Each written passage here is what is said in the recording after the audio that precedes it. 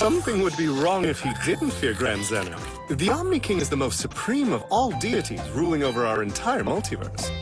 Grand Zeno is not a fighter, Goku. But without a doubt, he is the mightiest. You simply couldn't fathom his power. What does that mean? Grand Zeno can annihilate anything he wishes in the blink of an eye, regardless of scale or complexity. Be it a single life form, or a world, or a galaxy, or an entire universe. The fact is, we used to have 18 universes instead of only 12. That's completely insane, so we just wiped out the other 6. It doesn't take much to provoke him either. Any perceived insult, and the next thing you know, pow! Bye-bye! In the previous episode, we saw that Falker, the god of destruction of Universe Zero, questions Goku and Vegeta's potential to defeat Zeno, the supreme ruler. In contrast, Vegeta and Goku show distrust about the fate of the universes after the mission and worry about a possible divine tyranny. Mead and Daishinkan reveal that before Zeno and Zalama, there was balance and peace, and with Zeno's victory, Mead's children were transformed into angels for each universe, but a rebellion resulted in the elimination of 6 of them. Using fusion, Goku and Vegeta fight Falker to prove their worth.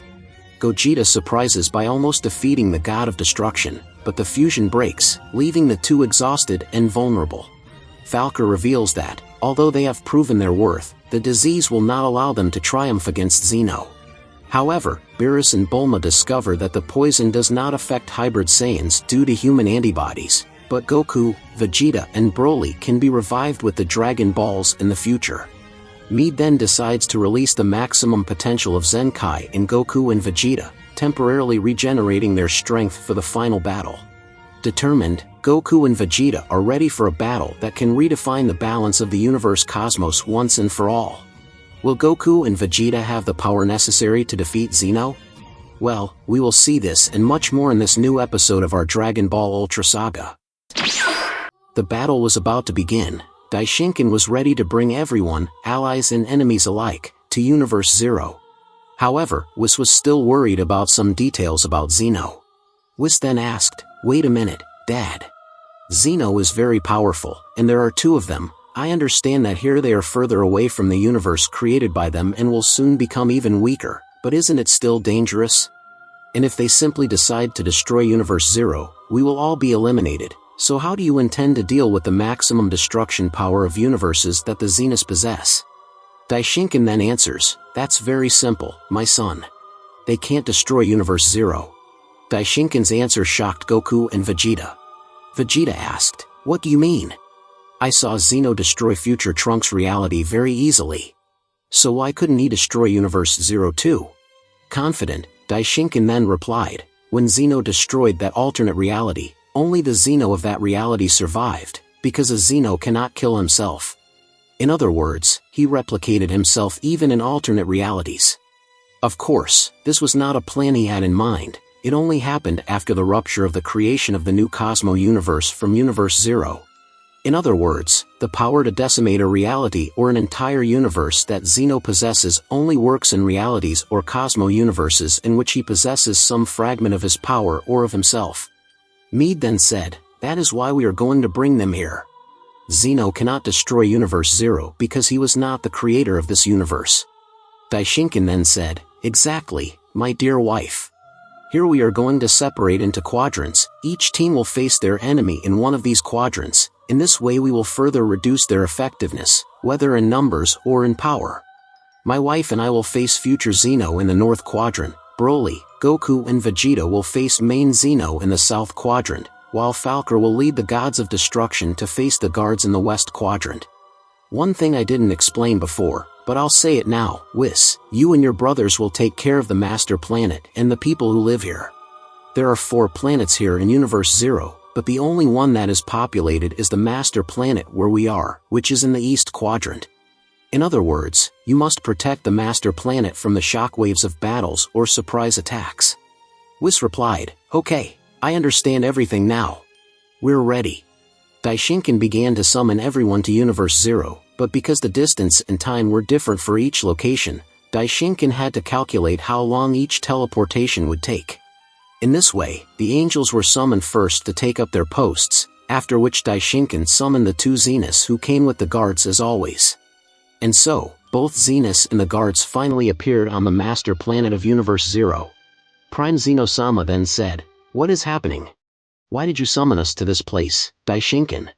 Furious, Meade said, "To end you once and for all." Future Zeno-sama then said, "And us? You have no idea what we can do, don't you?" Daishinkan began to remember the absurd games that both Zenos played with the planets.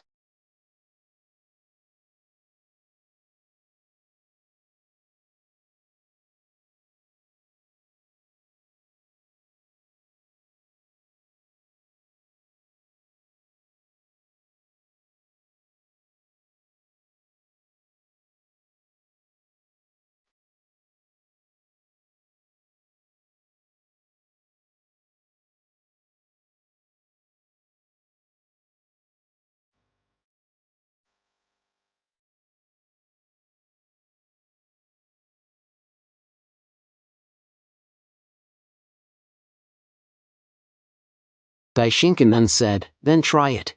Here you have no power whatsoever." At that moment, both Zenos raised their hands to erase Universe Zero, but nothing happened, which made them both furious.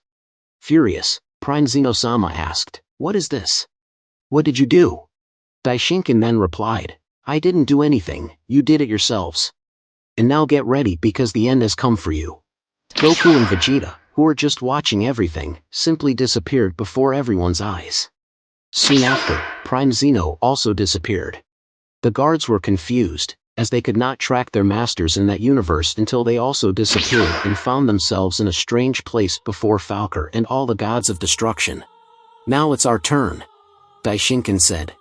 Just like the others, future Zeno disappeared from Planet Master along with Daishinkan and his wife. At that moment, each team was ready to face their respective opponents in the resigned quadrants. South Quadrant. Goku and Vegeta waited until Prime Zeno appeared, and it didn't take long for that to happen. Furious, Prime Zeno-sama said, "You traitor. I thought you were my friend, Goku. Do you really think you can beat me?" Goku then replied, "I confess that I am very merciful. I have had many enemies throughout my life. And thanks to you, we are alive today. After all, we are part of your creation. However, just because you are a god or something like that doesn't give you the right to play with people's lives. You should take care of them, protect them, and that's why you must perish. Damn you. I'm going to end you," Zeno said, charging towards Goku and Vegeta. However, like a green ray, Broly appears from the sky and hits Zeno with a powerful punch, throwing him to the ground, opening a huge crater. Vegeta then said, "You've finally arrived, Broly." Broly then replied, "This will be our last fight, so let's not take it easy." Goku, Vegeta and Broly transform and use their most powerful form to face Zeno, who stood up and aimed a piercing look of fury at the three Saiyans. Finally, the most epic battle of all has begun. What will be the result of each of the fights in each respective quadrant? Well, we'll see that in the next episode of Dragon Ball Ultra.